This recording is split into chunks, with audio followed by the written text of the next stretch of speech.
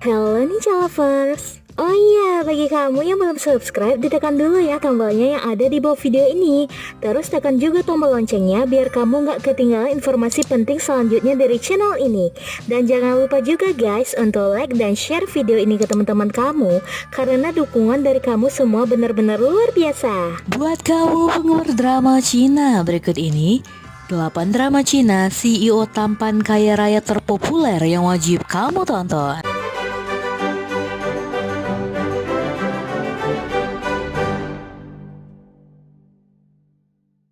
The Love You Give Me. 5 tahun lalu seorang wanita muda bernama Min Hui secara tidak sengaja jatuh cinta pada seorang pria muda bernama Jin Ki. Tapi hal-hal di antara mereka menjadi rumit karena Min Hui berpura-pura menjadi teman masa kecil Jin Ki yang telah lama hilang dengan cara yang salah untuk membantu teman yang meninggal mendadak. Selain itu, Jin Ki menderita kondisi jantung yang berbahaya dan berpotensi mengancam jiwa.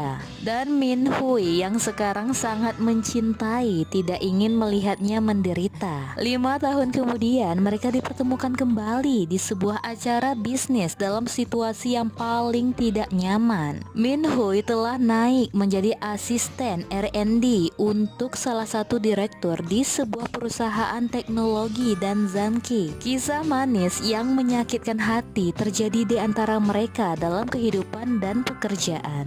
Please Be My Family. Kisah tentang Ki Sili, seorang wanita yang berjuang untuk mengamankan proyek perencanaan Maulin agar bisa membayar biaya operasi putrinya Suan yang menderita tumor otak. Di sisi lain, Ki Sili juga tak henti-hentinya mengejar bos Maulin, yakni Song Hao Yu. Namun tak disangka Song Hao Yu melihat Ki Sili memakai sebuah bros yang identik dengan bros yang dimiliki putranya Chen Cheng. Ketika dia membantu Chen Cheng memilih hadiah ulang tahun dengan petunjuk dari bros tersebut, Song Hao Yu mulai mencurigai hubungan antara Suan dan Cheng Cheng. Dia semakin yakin bahwa anak-anak itu memiliki ikatan yang kuat untuk memberikan keluarga yang utuh bagi kedua anak tersebut. Song Hao Yu memutuskan untuk melamar Ki Sili. Meskipun mereka memulai pernikahan dengan masa depan yang tak pasti, mereka berharap dapat memberikan kebahagiaan dan kasih sayang kepada Suan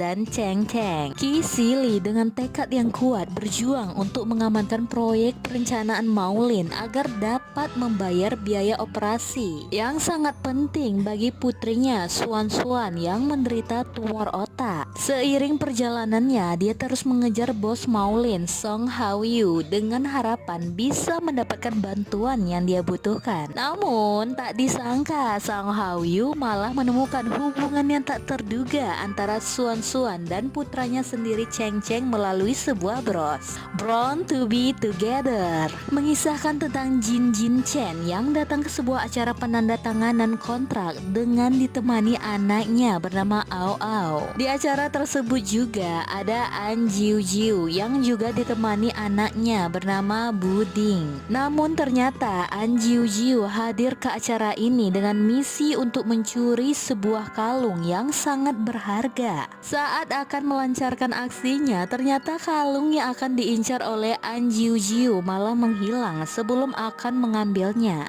Akibat adanya alat pendeteksi pencurian, alarm dari ruangan penyimpanan kalung tersebut langsung menyala sehingga membuat An Jiu langsung melarikan diri. Di waktu yang bersamaan ternyata kedua bayi yang kembar secara kebetulan harus tertukar. Seiring berjalannya waktu membuat Jin Chen dan An Jiu langsung mengusung misi untuk menemukan orang tua masing-masing. Please Be Married. Drama ini mengisahkan tentang Ye Xiangge, seorang trainer di bawah agensi Linshen Entertainment. Sebelum dia melakukan debut resminya, dia terjebak dalam skandal besar yang direncanakan oleh teman baiknya sendiri, dan perusahaannya memutuskan untuk mengakhiri kontrak. Setelah menganggur, Ye Xiangge bertemu dengan CEO Su Group yang berhati dingin, yakni Su Mu Chen, untuk magang di perusahaannya. Kemudian Dan nih Ninja Lover, sesuatu yang luar biasa terjadi.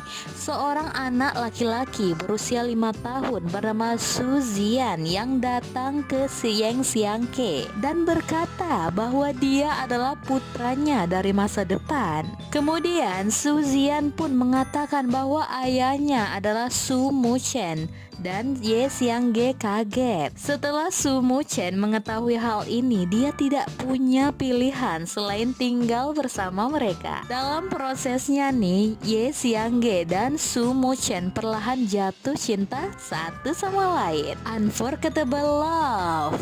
Unforgettable Love merupakan salah satu drama romantis nih, China Lovers, yang mengisahkan hubungan antara seorang pemimpin perusahaan dengan psikiater anak. Kisah Unforgettable Love fokus pada He Qiaoyan, CEO Hesi Group yang sangat kompeten dalam bisnisnya. Namun nih, di balik kesuksesan bisnisnya, ia selalu dirumorkan menikah diam-diam dan mempunyai anak. Hal tersebut disebabkan He Qiaoyan selalu terlibat dengan seorang anak laki-laki bernama He Weifei atau Xiao Bao. He Qiaoyan tak pernah menapik rumor itu secara detail, tapi ia mengatakan He Weifei tidak pernah ditutup-tutupi dan tercatat resmi dalam kartu keluarga. Sementara itu nih Ninja Lovers, He Weifei merupakan bos kecil dalam kehidupan He Qiaoyan, bahkan perusahaan Hesi Group. He Weifei juga membutuhkan perhatian khusus dan hal itu membuat tak banyak dokter yang bertahan. Kondisi inilah yang membuat He Qiaoyan mencari dokter pribadi yang baru. Di sisi lain ada Qin Yiyu, merupakan psikiater anak yang baru saja patah hati. Ia yang selama ini menghidupi kekasihnya baru mengetahui bahwa telah diselingkuhi dan hal tersebut membuatnya ingin balas dendam. Balas dendam tersebut malah membawanya bertemu dengan CEO He Qiaoyan yang membuatnya juga bersedia menjaga He Weifei. Kisah pun semakin menggemaskan di Ninja Lovers karena He Weifei selalu berusaha untuk mencari mama atau pasangan bagi ayahnya.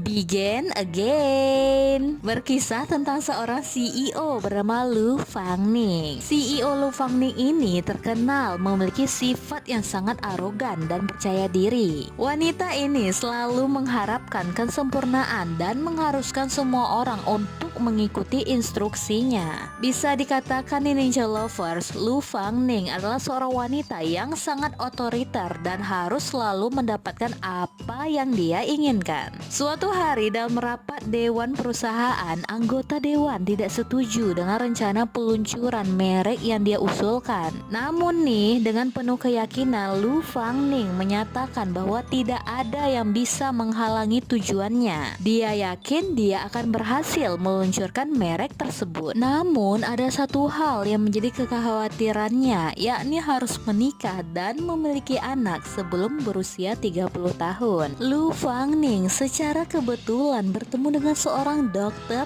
tampan. Dia pun memutuskan bahwa pria itu akan menjadi suaminya. Untungnya adik dari dokter tersebut memiliki hutang pada saudaranya sehingga Lu Fangning bisa memanfaatkannya untuk memaksa dokter tersebut menikah dengannya. Plot Love. Drama ini mengisahkan tentang Su Bei, yakni seorang perancang busana yang terpaksa meninggalkan negara setelah dihianati oleh orang banyak. Hingga Ninja Lovers, ia kembali ke Tiongkok sebagai model setelah selang 7 tahun berlalu untuk menyelidiki kebenaran tentang bunuh diri salah satu kerabatnya, yaitu Bibilan yang bunuh diri dengan cara melompat dari jembatan. Su Bei harus menahan diri dan berpura-pura menjadi istri yang baik agar dapat mendekati Lunan, yaitu sang mantan suaminya yang tidak menghubunginya selama 7 tahun dan mengirimnya ke luar negeri secara paksa. Ketika keduanya bertemu di jalan yang sempit, dia menemukan bahwa Lunan telah melupakannya. Tetapi untungnya nih Ninja Lovers, keduanya masih mempertahankan hubungan suami istri.